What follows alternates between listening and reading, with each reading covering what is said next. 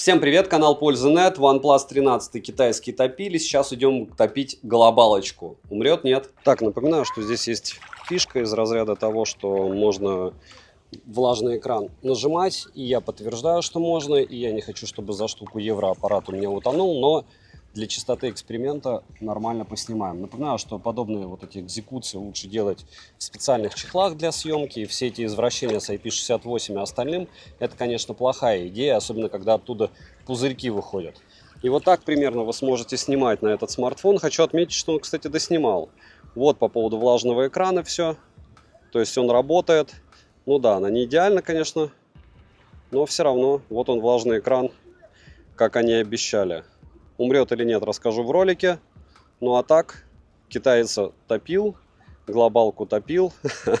Можно идти обозревать пока. Смотрим. Всем привет, вы на канале Польза.нет. Меня зовут Саня, и здесь только подробные обзоры с целью сэкономить вам средства. И сегодня я расскажу вам о глобальном OnePlus 13. Он у меня в стекле, как говорится. До этого я с вами общался по поводу OnePlus 13 китайской версии. Это вот такая вот штука в чехле синенький. Но это все лирика. Не лирика, то что эти два смартфона, они практически идентичны. OnePlus 13 китайской версии. Разница по большому счету в том, что в глобалке у нас задушили процессор, а в китайской версии у нас отсутствует eSIM и есть возможность блокировки.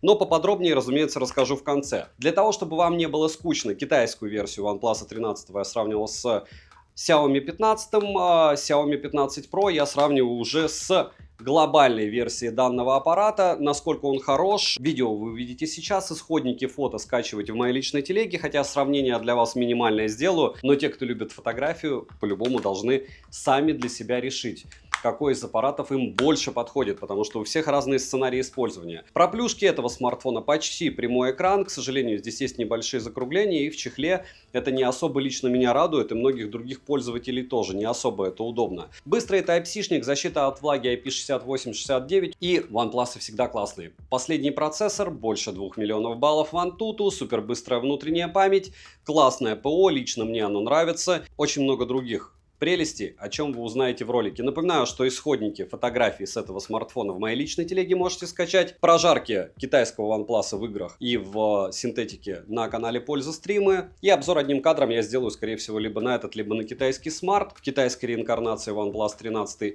Смотрим. Поставляется данная модель в упаковке из плотного картона, выполненной стандартно в красном цвете. На ней есть название и краткие характеристики модели. Упаковка скромнее, чем в китайской версии, так как в комплекте мы имеем краткое руководство, сам смартфон с наклеенной защитной пленкой, фирменный кабель для зарядки с USB-A на USB-C и ключ для извлечения прорезиненного слота под 2 сим-карты. А вот чехла и адаптера питания в комплекте нет, за что огромный минус. Хотя они уже начали продавать оригинальные чехлы с MagSafe, который я купил, и еще и пауэрбэнки. Габариты смартфона 163 на 77 на 12,1 мм вместе с блоком камер, а вес 216 граммов. И, к слову, допустим, в США или Европе по предзаказу давали просто космическую скидку, плюс еще кому-то давали в подарок часы за $229. И, разумеется, у кого-то еще были блоки зарядок. То есть все зависит от региона, где вы покупаете. 7 обзоров в неделю выгружаю, ежемесячно разыгрываю по одному смартфону Poco X6 Pro. Для участия в розыгрыше необходимо подписаться на этот YouTube-канал с колоколом, оставить любой осмысленный комментарий больше 5 слов, и либо в комментарии, либо в описании своего канала указать свое имя в телеге. Подписаться на телеграм-канал скидок, и вы автоматически в розыгрыше. Телега скидок по ссылке в описании. Там, к слову, Poco X7 Pro сегодня по 27 тысяч продается. Переходим к обзору. Отличия от китайской версии в плане дизайна здесь нет. Приобрести OnePlus 13 Global можно в черной, белой и синей расцветке. Рамка алюминиевая, а тыльная часть выполнена из стекла, опять же в белом виде. Сборка качественная, также смартфон имеет водонепроницаемость стандарта IP68 и IP69. В начале ролика вы видели, как смартфон справляется с утоплением, плюс есть технологии для улучшения работы сенсора в перчатках или с дисплеем, на котором есть вода. Подтверждаю, даже через тряпочку экран отрабатывает. Блок камер не крупные, грани прямые, но со слегка закругленными краями, как с фронтальной, так и с тыльной части. То есть, с одной стороны, это прям прямой экран, не водопад, с другой стороны, и стекло будет тяжело наклеить, и в чехле довольно странное ощущение. В этом плане их модель 13R, как по мне, намного удобнее, так как там просто прямой экран без всяких закруглений. На корпусе расположили кнопку питания, качели регулировки громкости, ИК-порт, разъем USB Type-C OTG версии 3.2 Gen 1, механические переключатели режимов звука, 4 микрофона и стереодинамики с поддержкой технологии O-Reality Audio. Звучание качественное, но персонализация звука простенькая. Есть несколько предустановок звучания, а вот кастомного эквалайзера здесь нет. Бионический вибромотор с поддержкой технологии O-Haptics отличный и настраиваемый. Летим дальше. Смарт оснащен AMOLED 8T LTPO дисплеем на 6,82 дюйма с разрешением 3168 на 1440 пикселей. Защитой Jingdan Super Ceramic Crystal Glass, адаптивной частотой обновления экрана от 1 до 120 Гц, отличной плотностью пикселей в 510 ppi, поддержка HDR10+, Dolby Vision, Z-Real и HDR Vivid. Яркость, по моим замерам, самая интересная. 1600 люксов в пике, 1300 в максималке, притом она все время прыгает. И здесь магия в том, что они все время разные. А еще то, что у вас даже без включенной автоматической яркости, она может прыгать. Во-вторых, от освещения, если вы, допустим, будете на него светить каким-нибудь прожектором или солнце на него будет светить, даже при отключенной автояркости у него она включается, и он увеличивает яркость. Такая же история с играми. Он грамотно восстанавливает яркость, когда ты выходишь из игры, это прям 100%. Полноценный настраиваемый АО тоже в наличии. Тест на частоту дискретизации касаний вы видите на экране. Все хорошо. Мультитач на 10 касаний, разумеется, откликается. Сенсорный отклик при повседневном использовании прям волшебный. А в играх при сильных нагрузках он слегка залипает. При том, что даже учитывая, что 13-й OnePlus глобальный процессор задушили прям конкретно, это очень хорошо видно в тесте планировщика. Но все равно не все идеально. Показатели шима выше 40% не поднимаются. Разблокировать экран можно при помощи ультразвукового сканера отпечатков пальцев, внедренного в экран. Он суперски быстрый, но его размер не супер огромный. То есть нужно привыкать просто, где он находится. Расположили его высоко. Также есть функция распознавания лиц и стандартные способы разблокировки. Завести можно до 5 отпечатков, ко всему один и тот же отпечаток пальца завести нельзя. Функция распознавания лиц срабатывает корректно и быстро, но внести биометрические данные можно только одного лица. Процессор здесь установлен Qualcomm Snapdragon 8 Elite с техпроцессом 3 нанометра с 8 ядрами. Максимальная частота у него 4,32 ГГц. Графический процессор Adreno 830. Установлен здесь движок на базе I, оперативная память LPDDR5X и доступна на выбор 12 и 16 ГБ. Внутренняя память UFS 4.0 на выбор 256 ГБ и 512 ГБ. У китайской версии также есть конфигурация на 24 ГБ оперативы и 1 ТБ внутренней памяти. В глобальной такой конфигурации я не встречал. Операционная система Oxygen OS 15 на базе Android 15 версии. Имеется поддержка Wi-Fi 7 серии, поддержка eSIM, 5G сетей, 4G сетей и ниже. Для 4G все бенды в наличии, к слову, как и в китайской версии. Но помним, что роль играет и агрегация частот, а не только бенды. Датчик приближения работает корректно. Bluetooth-чип установлен в версии 5.4, аудиокодеков, разумеется, достаточно на борту. NFC же модуль в наличии на данный момент можно устанавливать, как и во всех других Android-смартфонах, практически для оплаты покупок MirPay. GPS-тест двухдиапазонный, тест показывает стандартную для Qualcomm максимальную точность 3 метра. Аккумулятор кремниево-углеродный, анодный, емкостью в 6000 мАч.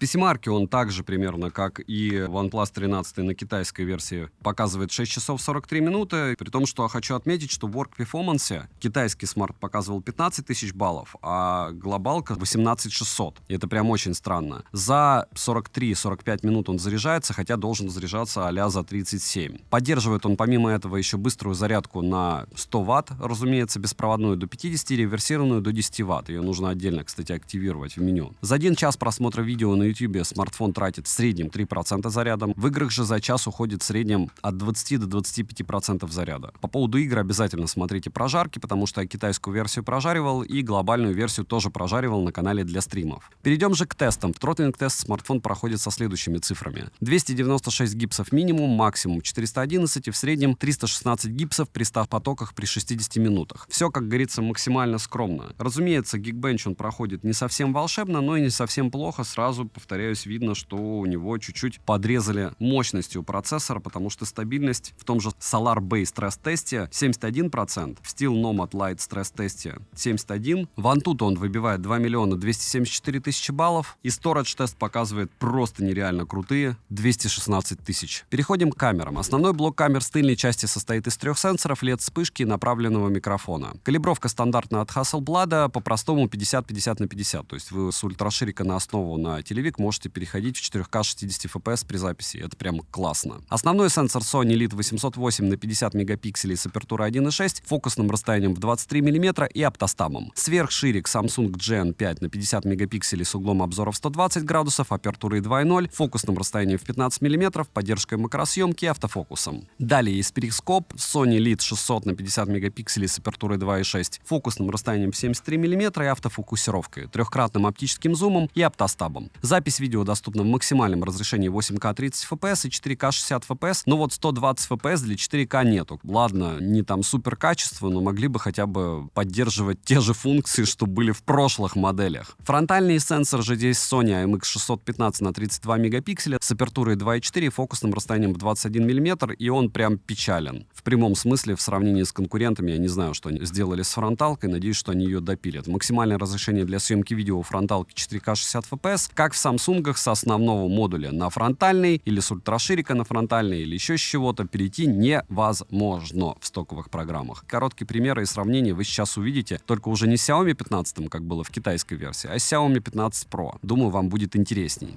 Так, ну что, 4К 60 FPS без HDR, и я вам скажу, что правильные цвета намного на Паласе. Ультраширик. Можно медленно начинать идти.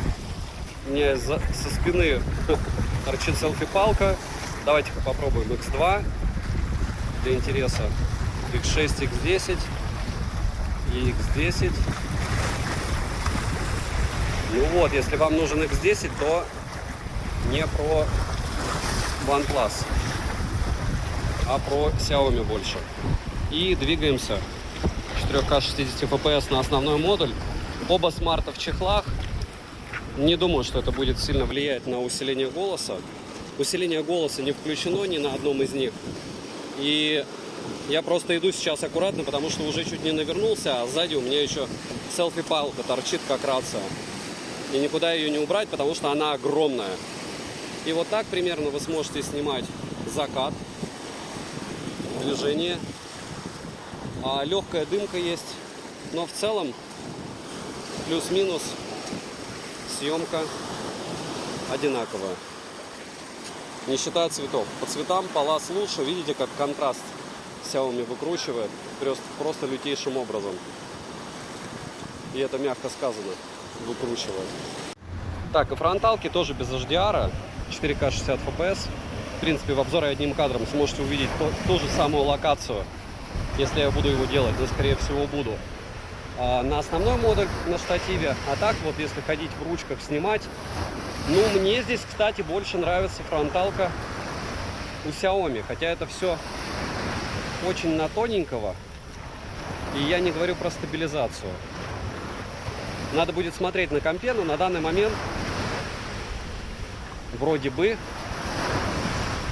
Xiaomi слегка приятнее, но не факт. Вот, допустим, какой-нибудь объект попадает в кадр. Как правильно говорят, очень много сейчас ИИ дорабатывает, и здесь зависит от того, как он дорабатывает. И понятно, что для него что лицо, что бумага одно и то же, он пытается сгладить, а нам нужны реальные фото, а он пытается сгладить. Так, здесь я, наверное, вот смотрите, на фронталку. Раз, два, три, четыре. Как я еще не переломал здесь ноги, я не знаю за 2 года. Но это было очень близко, много-много раз.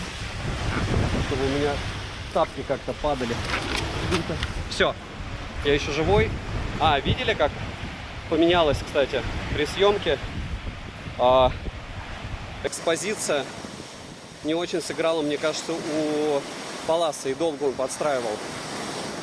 Но, может быть, я не прав. Короче, самое главное здесь замечание и наблюдение, это то, что у нас есть усиление голоса у Palace, но нет возможности ни у OnePlus, ни у Xiaomi переключаться на основной модуль. Это первое. Второе, то, что стаб работает и там неплохо. Я не скажу, что где-то какой-то лютейший кроп, хотя у Xiaomi кроп угол меньше.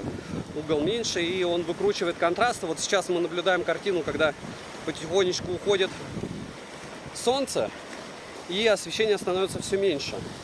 И чем меньше освещения, тем меньше мне нравится, что делает оба смартфона, но по мне больше нравится сейчас OnePlus. Хотя до этого, опять же, все это вкусовщина нравилось меньше.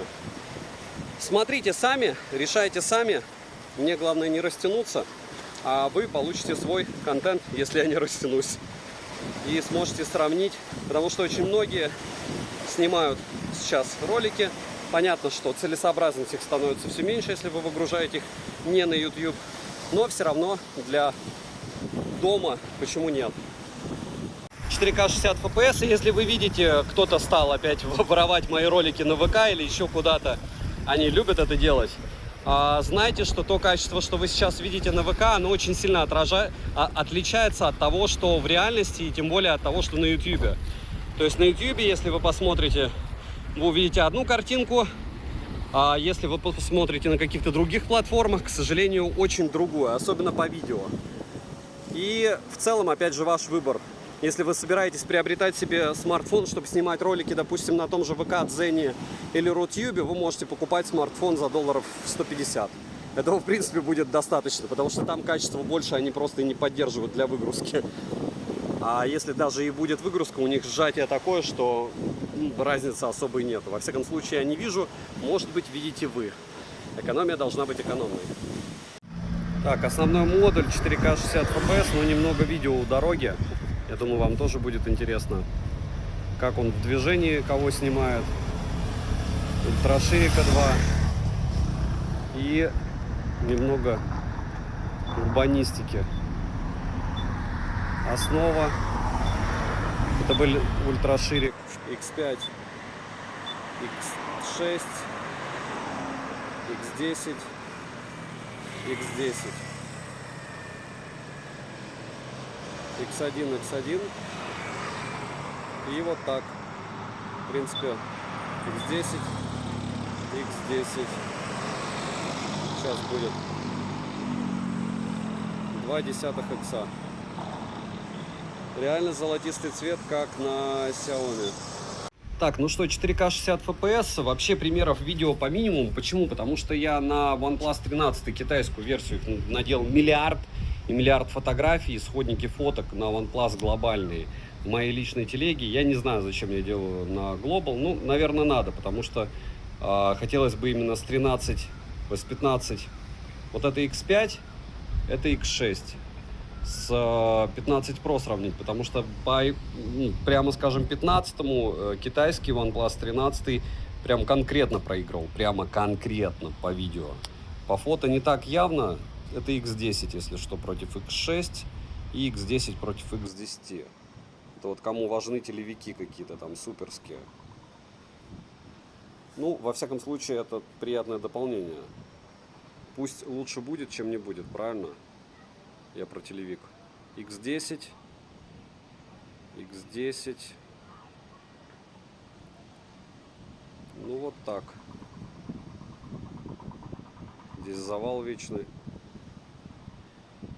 И X1. Это усиление голоса на OnePlus не включено. Вот сейчас я фокусировку звука сделал, усиление голоса от основного чего-то там.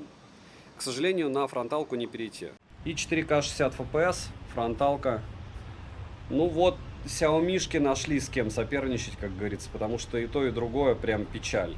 Зайду в помещение, может быть, хотя бы чуть-чуть нет. Нет, ему все равно не нравится снимать на фронталку. Вот там, где я снимаю вход, выход. Повторяюсь, смотрите все прожарки, обзор одним кадром, потому что на обзор одним кадром я только на глобальную буду делать. Так, ну вот теперь 4К 60 FPS на основу, получается, на солнце, против солнца, всякая зелень, X2, ультраширики, колесики и там есть, разумеется, максимум X18 против X15, что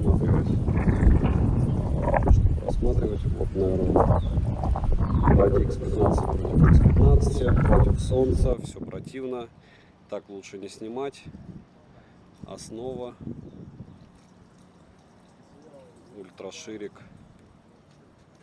и вот туда, допустим, X5, X3. Очень быстро садится батарея на на 15 Pro. Вообще вот это классно, конечно, автофокусы работают. Посмотрите на основных модулях, очень плавненько. Так, ну и фронталки 4К 60 FPS. А динамический диапазон, конечно, у OnePlus все-таки хуже. Ну, вообще они сэкономили на фронталках везде. Но, опять же, при постановочном видео будет прилично. Хотя, вот сейчас включена фокусировка звука. Опять же, вот таких контентов, такого контента, где люди себя снимают в лифте, просто море в интернете.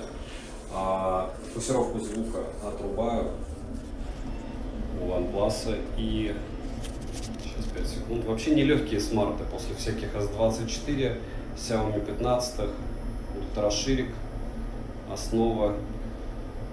Все ради того, чтобы там были телевики, да, и испарительная камера, чтобы они лучше. X5, X3, X6, X5, X6 и две основы. Говорю, обязательно на китайский еще посмотрите, потому что Ctrl-C, Ctrl-V. Ну, то есть разница в прошивке минимальная, там, по вибро, и особого нету разницы. Может быть, в ролике, кстати, поподробнее расскажу про разницу. Ну, опять же, как говорят, китайщина убирается. В китайском OnePlus тоже не особо много китайщины. Это вам не Xiaomi-шки какие-нибудь. Это я имею в виду людям, фанатам перепрошивок. Можете шить, можете не шить. Главное, чтобы блокировка звонков не прилетала. eSIM все равно не появится в китайской версии. Вот, и тут при любом раскладе все зависит от цены. Так примерно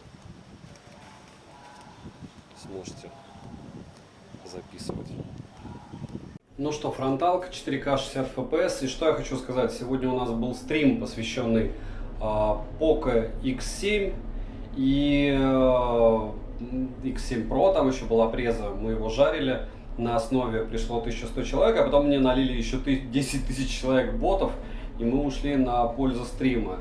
И пока я тестировал как раз поковский девайс, я вам скажу, что да, по камерам все-таки вот сейчас фронталка 4К 60 FPS, средники, они очень далеки от флагманов. Тем более по фронталкам, хотя смотрите, вот Xiaomi как раз здесь ловила неприятную частоту мерцания. Фронталочки. Сейчас, кстати, увидите, как изменение освещения влияет. И стаб наше все, как говорится. И вот уже OnePlus врубил подсветку. Просто смысл в том, что, смотри, как вы вот подобные ролики, кружки или еще что-то, 100% будете делать. И вопрос, вот допустим, вот посмотрите, я иду на OnePlus, на фронталке, и иду на Xiaomi. И все. Хотя, опять же, Xiaomi именно для продажи как флагман, ну вот у меня с ним больше в десятки раз проблем. Мне кажется, Vivo даже проще продать, потому что вот этих фанатов Vivo их больше, чем фанатов Xiaomi-шек, прошек и всего остального. А у OnePlus вообще расколбас какой-то, вот такой вот флагман. Вот поэтому надо 500 тысяч раз все тестировать и делать итоги. Так, ну еще две основы. Чуть-чуть. Паркинг. И опять же, меня больше интересует работа со светом, чтобы не было этих прыжков. И второй момент — стабилизация. Потому что да, у нас можно переходить на ультраширик, на телевики X2, допустим, X3, X5, вот они, телевички, двигаться. И вот насколько смысл есть в движении, вы видите сами. То есть, допустим, X3 на OnePlus, X6 на OnePlus, X5. Ну, такое себе, в общем, еще раз, использую телевики, используем их для либо портретов, либо съемки вне движения. Ультраширик. Так, ну что, 4К 60 FPS, и здесь прям будет очень хорошо видно, кто есть кто. Особенно вам. Почему? Потому что я знаю, что кое у кого обработка будет не фонтан, и кое у кого будет шумов просто космос, в отличие от другого смартфона. Я это вижу. Я думаю, что вы тоже видите. Вот обратите внимание на освещение, ультраширик, X2 для примера, X3, X5, X6, X10 и X10. И здесь я бы сказал, что... Ну, вот мне больше, разумеется, нравится OnePlus, кстати. Вот в X10. А в остальном нет. На основной модуль нет. А вот это уже 4К 30 FPS для частоты эксперимента. Обратите внимание, как клево снимает, конечно, Xiaomi. Опять же, по моему мнению, вот если смотреть на огни, ультраширик везде печаль. Но у OnePlus больше информации, но и шумов больше. X2, видите, разница очумевшая. X3, X5. Вот телевик X5, X6 мне у OnePlus нравится больше. И X10, X10.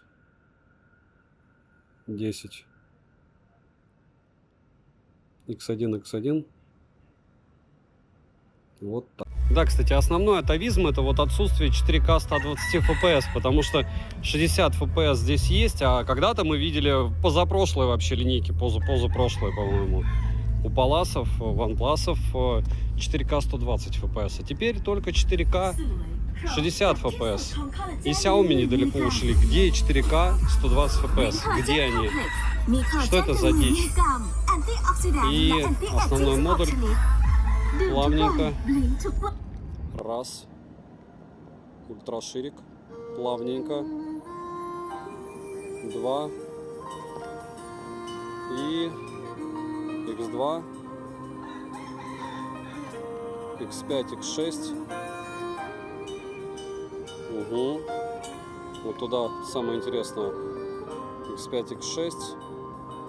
И X10. X10. Не пал. Ну вот. Так, 4К 60 FPS, еда. И вот так. По цветам ближе посерединке. Наверное, все-таки ближе здесь Xiaomi по цветам. Здесь по цветам опять ближе Xiaomi. Но опять же, все очень близко в принципе, как вы видите. Что, хотите такое поесть? Я не экспериментирую. X2, X5, X6 и ультраширики. Вот так ультрашириком вы можете, кстати, освещение хорошее оценить еду. Ну что, как говорится, понеслась ночь, 4К 60 FPS, съемка с двух рук. И, как я вижу, OnePlus сливает здесь по полной программе по работе со светом. Может, я и не прав, но вот как-то так это выглядит в моих глазах. Да, но не во всех сценариях, конечно, не во всех. В этом сценарии он сливает. Может быть, я не прав, повторяюсь. Ультраширик. Вот на ультраширике мне больше OnePlus-овская картинка нравится. Ну, хоть где-то нашел, да? И X2. Xiaomi тут рулит в X2 однозначно. X3, X5. Угу. Лучше X5, X6 сравнивать, да? И какой-нибудь X10 с X10. Ну вот тоже. Нет, тут все работа со светом. Хотя мне тоже не нравится, как X10 у Xiaomi, но у него хотя бы меньше шумов и хоть что-то понятно. Так, ну и фронталка 4К 60 FPS. Динамический диапазон ушел. Вышел из чата у обоих, кстати. Обратите внимание. Если поменять ракурс, да у обоих все печально. И смотрим против солнышка здесь, против ламп. Ну, Xiaomi хоть что-то пытается, а OnePlus не особо. Хотя у вас может быть другой взгляд. Вот для примера я сейчас включил фокусировку звука на OnePlus. Может быть, лучше будет звук, может нет, но у него сейчас направленный микрофон. Вот днем, мне кажется, снимает все классно. Здесь без HDR, но я все равно вижу легкие доподергивания. Съемка с одной руки, без чехла. Вот это вот стекло, оно прям очень скользкое. Можно носить за счет рамки. То есть здесь какое-то покрытие довольно удобное, но все равно скользко. Все равно. Есть вот этот вот значок, допустим, который помогает бакте не проскальзывать, но все равно не фонтан. Это основа была, ультраширик. Вот так. X3. Еще посмотрите, кстати, обзор на китайскую версию. 500 раз вам напомню, что там тоже примеров видео много. Ну вот немного 4К 60 FPS в HDR, если вы видите разницу. Ультраширик. Основа. X3. О, он думает. Думает, что взять ему в фокус. X6. Все еще думает, что взять ему в фокус. X2, X1. Все-таки все решает освещение. Есть освещение, все зашибись. Или освещение вот такие вот лампочки и все. И вот 4К 30 FPS с HDR. С HDR лучше не снимать, потому что вот сейчас кодировка, не факт, что Premiere сработает адекватно. Это если ты... В общем, HDR дело специфическое. Без рендера оно еще хоть как-то. С рендером вот X3 и X6. Какой телевик X3 шикарный, да? Уходим в X2 с кропом X1 и ультраширик. И вот такая вот разница очумевшая. X18 максимум в 4К 30 FPS. Вот это без HDR. Видите разницу? X3, X2, X1, ультраширик. X2, X3, X6, X18. Так, ну и как говорится, сторителлинг понеслась. Вот это фронталка от OnePlus 13, которая еще и по стабу поплыла, и фронталка от Xiaomi. У Xiaomi, как всегда, динамический диапазон. Вот то, что позади просто шлак. Извините за мой французский, но он ужасен. С одной стороны, с другой стороны, он хотя бы хоть как-то отрабатывает. То есть по фронталке OnePlus просто печаль. Опять же, мое субъективное мнение. Если говорить про основные модули, обратите внимание, что тот же OnePlus, он не выкручивает контраст, а Xiaomi, к сожалению, это сделала. Это хорошо видно по воде. Хотя здесь все довольно близко. Если смотреть по деталям, допустим, тем же, то, наверное, все-таки местами, но OnePlus где-то в каких-то моментах может и проигрывать, а где-то может и выигрывать. Все очень близко, по ощущениям, основные модули днем отрабатывают плюс-минус. Единственное, говорю, да, выкручивает чуть-чуть цвет, Xiaomi делая все это дело красивым. Если говорить про ночные фотографии, первое ощущение, там Xiaomi выиграла. Мы начинаем приближать и понимаем, что нет, Xiaomi проиграла по ночной фотографии однозначно. Посмотрите видео, и вы поймете, что все-таки OnePlus в этом смысле отработал лучше. Хотя работа со светом лучше у Xiaomi. Вы видите вот этот вот светильник один, хотя вот этот светильник лучше у OnePlus. В общем, в целом, мне больше нравится, как ночью снимал OnePlus на этих двух фотографиях. На основу паритет Xiaomi выгружал контраст. Здесь неудачная фотография от OnePlus, но она хорошо отражает способности OnePlus по фронталке. Если у вас есть фотоаппарат, это не значит, что если он крутой, вы хорошо снимаете. Вот смотрите, здесь у нас основной модуль, здесь основной модуль, и сразу 15 Pro, что бросается? Да, что он за меня покрасил здание или за кого-то там, потому что вот это вот натуральные цвета, то, что вы видите у Xiaomi, это вот мультик. Вам хочется мультик, вот берите мультик. В целом, по остальному у меня претензий ни к Xiaomi, ни к OnePlus нету, все везде читабельно, все в автомате, всегда никаких там спорт-режимов особых. Если что-то рассматривать, номера, допустим, на байке видны, здесь номера все равно не видны, хотя на Xiaomi чуть-чуть более детализировано, никаких проф-режимов, никаких выдержек, никакой ручной экспозиции, но Xiaomi крутит цвет. Хотя вот здесь на вкус и цвет все фломастеры разные, может вам что-то и понравится больше, чем мне. Вот это у нас ультраширик 15 мм и ультраширик у Xiaomi 15 Pro на 14 мм. Насколько хороши ультраширики? Вот в принципе здесь видно, что они оба не фонтан, но чуть-чуть больше деталей у нас у OnePlus, что, кстати, удивительно для меня, но факт.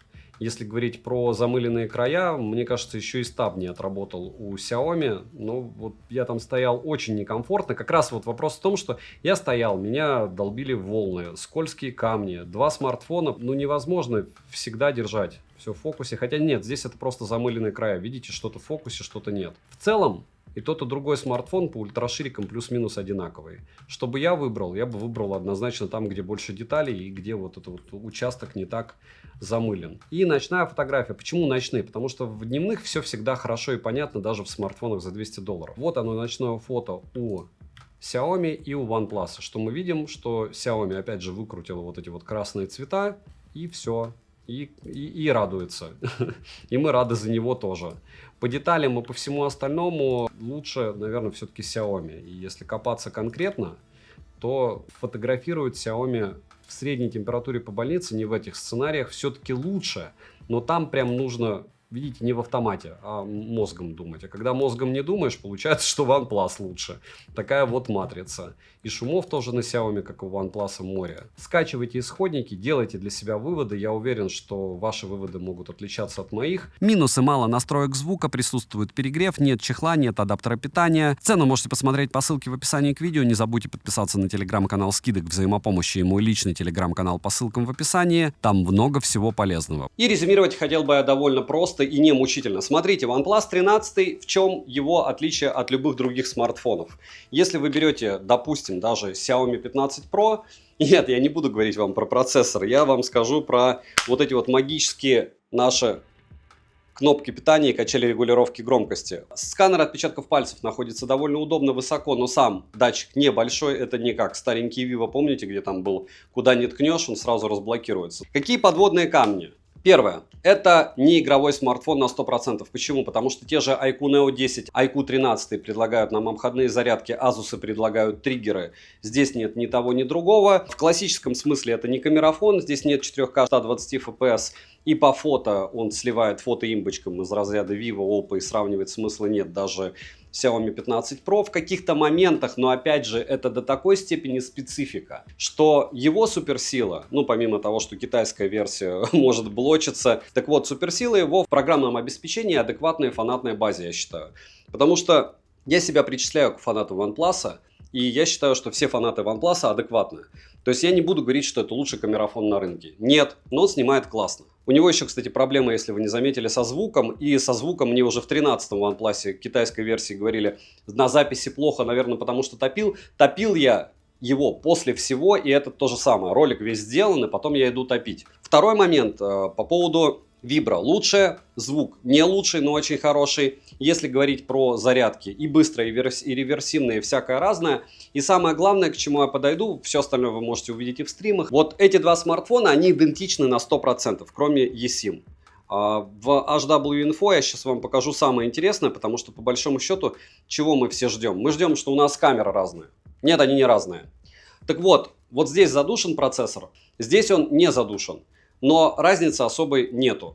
А основная претензия — это экран. То есть он какого-то лешего реагирует на избыточное освещение, увеличивая яркость даже при отсутствии автояркости. По мне это прям дичь, как в третьем эшелоне. Во всем остальном конкретных претензий к нему нет. Это один из самых сбалансированных флагманов, которые я знаю. Так что девайс от меня в зависимости от региона и вне зависимости от региона однозначно да. Желающим перепрошить, помните, что у вас он не окирпичится, у кого-то окирпичится. Будьте аккуратны с перепрошивкой устройства. Тем более это вам ничего не даст, кроме того, что вы а-ля удалите часть китайщины, а eSIM у вас не появится, агрегации частот у вас не появится, если будете брать китайца. Читайте форумы, подписывайтесь на канал с колоколом, приходите на стримы, приходите в мои телеги, чтобы пообщаться. Пишите, согласны со мной или нет. Ну а теперь, как говорится, бонус студийной обстановки. Вот сейчас я снимаю на OnePlus 13 направленный микрофон. Тринашка обычная, китайская, она с не утушенным